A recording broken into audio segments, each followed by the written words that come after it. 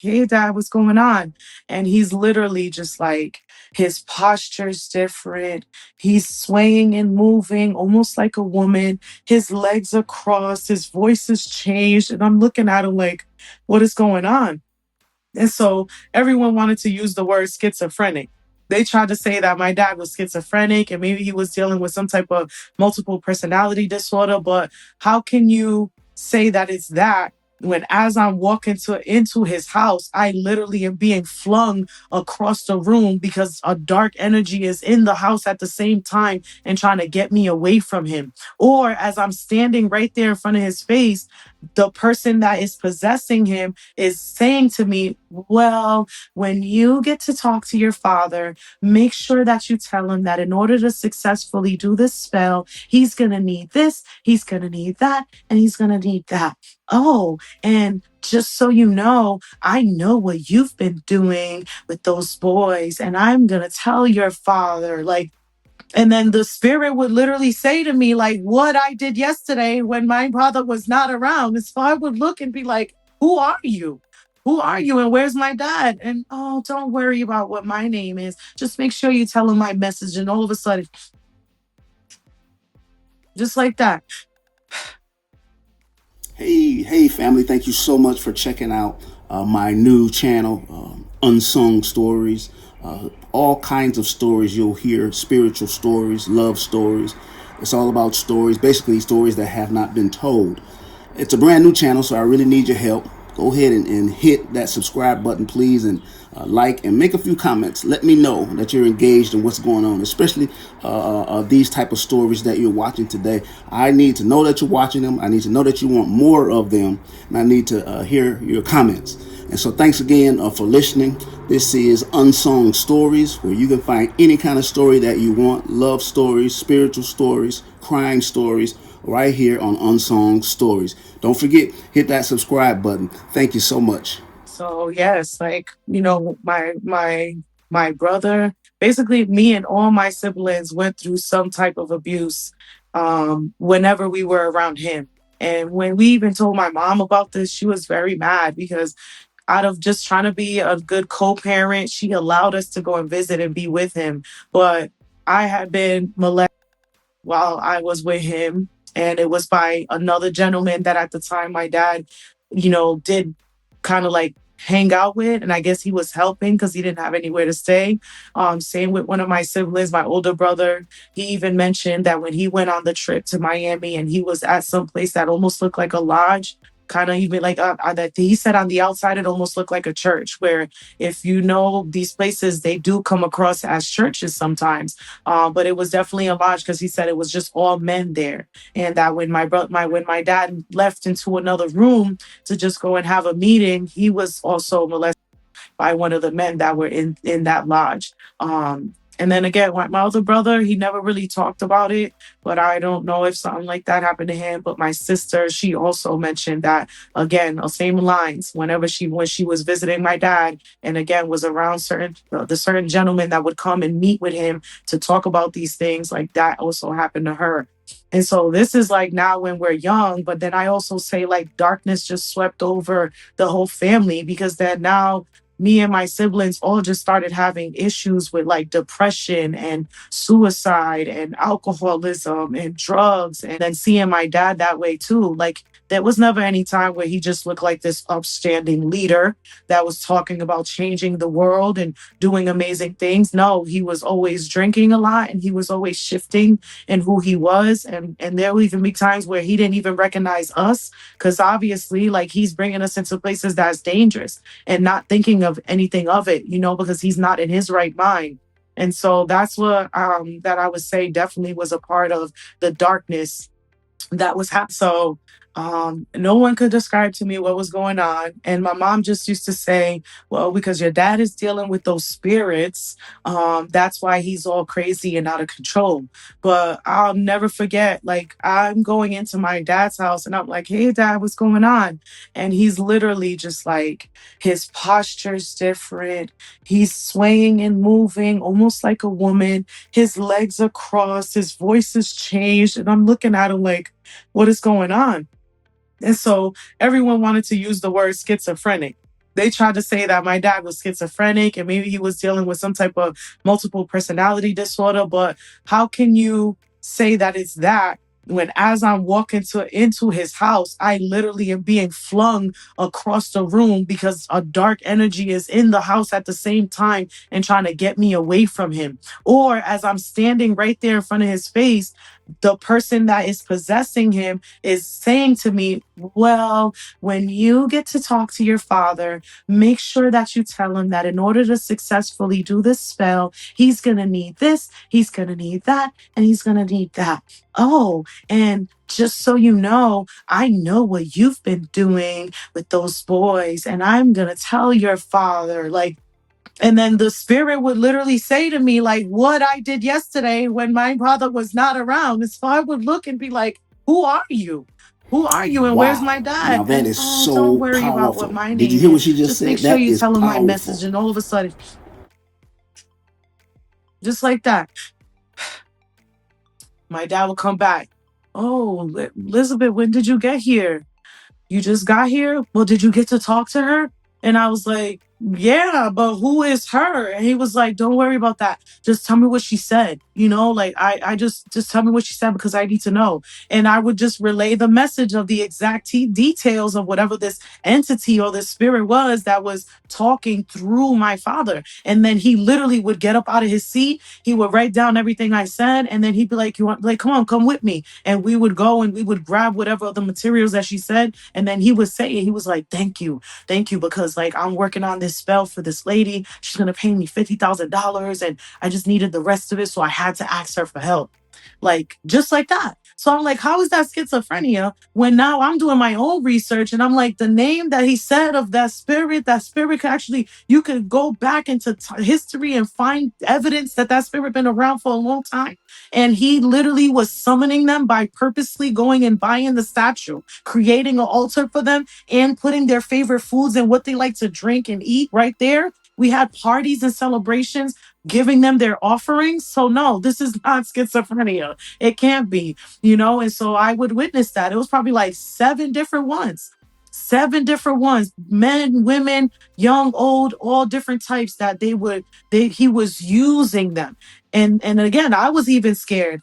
Like there's people that know me that have gone to visit my dad with me. There's a girl, and she probably will watch this and say, yeah, I remember that. She came with me and I was like, oh, wait in the living room. I'm gonna go use the bathroom, meet my dad. And one of the entities came in and told her one of her deepest, darkest secrets that I didn't even know. And then the entity left. And when I came back, she looked white like a ghost and she was like, I'm leaving and I'm never coming back here again. Like, where did you bring me? This is too much. And I never ever heard from her again. And she said it. She said, what your dad just said to me, you don't even know, Elizabeth. So how did he know that? How did he know that? And she still to this day did not reveal to me what it was. She just was in shock that my father even knew it with just meeting her right there and then. So that's just like one of the many stories. And so seeing my dad going through that, everyone tried to say he had a mental illness and he was an alcoholic and he was just crazy. But again, he was making thousands of dollars by doing successful spells for people, getting people out of prison, getting women who were doing love spells and trying to get their husband removed from like another woman, and that they were forcing him to be with them, and then coming back and having that spell reversed. Like all these type of spells that people were like really after, I was seeing him do it.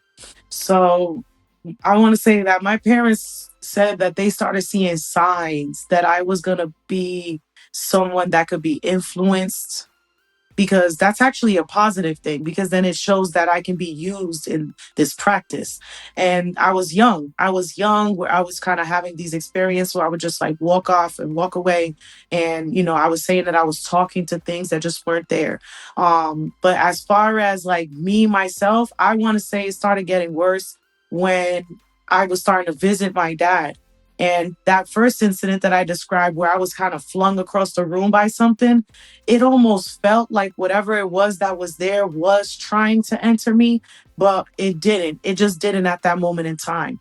And the only way I could describe it is just like all of a sudden you go from being able to speak to then you just like you just like you I would lose my voice, and then all of a sudden I would feel like I'm just disassociating. Like I'm leaving my vessel, and then something is coming now and then taking control. Which anyone who knows about like Santeria Voodoo, again, this is glorified and you're called like a caballo, like a horse. It means that you're a vessel and a person that a spirit can actually ride, like a horse. Like you can be ridden, you can be possessed. That's not, and it doesn't happen to just anyone. And I used to look at that as I had something wrong with me, but I don't look at it that way. And I try to rationalize it like other people too. And I went to doctors to try to get checked because I was having these experiences where one moment I felt in control of myself. And then the next moment I was just out of my body and I was behaving like the opposite of who I am. You know, people describe me, for a long time, I was acting like a man. I was acting like a man. I dressed like a man. I didn't want nothing to do with being with a man. I was with women. Then I would change again into like this just very deadly person. Then I would change again into this very like sexual, like literally sexually obsessed. Like at any cost, wanting to just be touched or touch someone, and it was it was obsessive because the thought would be intrusive. Like I'm just trying to have a normal day, and then it would just be intrusive, and then I all of a sudden would feel like just really sensual, and I would want to dress a certain way that just didn't even match who I was. And now I'm going out of my way to go be seen in certain places and revealing my body, literally throwing myself on the person, whoever I met that night, sleeping with them. And so this started happening to me, and I had a substance abuse going on at this time too, not because of for fun, but because I was trying somehow to try to control what was going on. I felt like maybe if I got drunk enough, or maybe if I smoked enough, I could be numb enough to where this wouldn't bother me and I could kind of like exist. Or I just dove head into like a lot of what I had to do.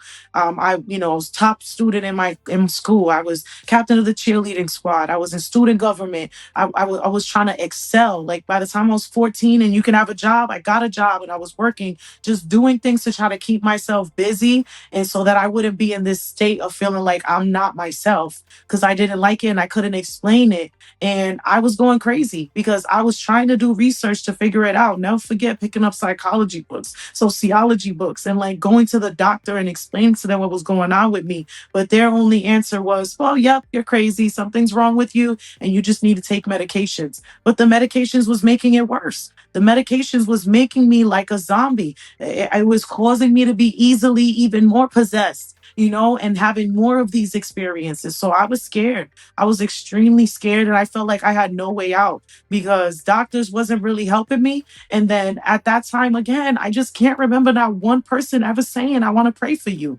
I can't remember that. I just remember being isolated, being like pushed away by people, like just literally be like felt abandoned. I felt abandoned. And at this point too, my family couldn't even understand what was going on. And so they even was just like, you're just acting crazy. We don't know what's wrong with you.